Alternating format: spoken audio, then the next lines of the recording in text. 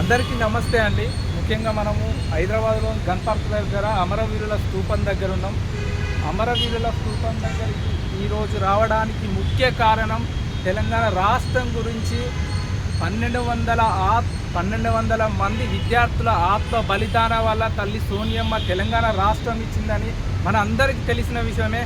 ముఖ్యంగా Srikanthachari November 29 LB Nagar చౌరస్తా వద్ద పెట్రోల్ పోసుకున్న సందర్భంలో డిసెంబర్ 3వ తారీఖు చనిపోవడం జరిగింది. తెలంగాణ రాష్ట్రం గురించి చనిపోయిన వాళ్ళ గుర్తింపుగా హైదరాబాద్లోని గన్ పార్క్ వద్ద ఇక్కడ అమరవీరుల స్తూపం నిర్మించడం జరిగింది. కాబట్టి మీ అందరికీ చూపించడం గురించే నేను ఇక్కడికి వచ్చిన.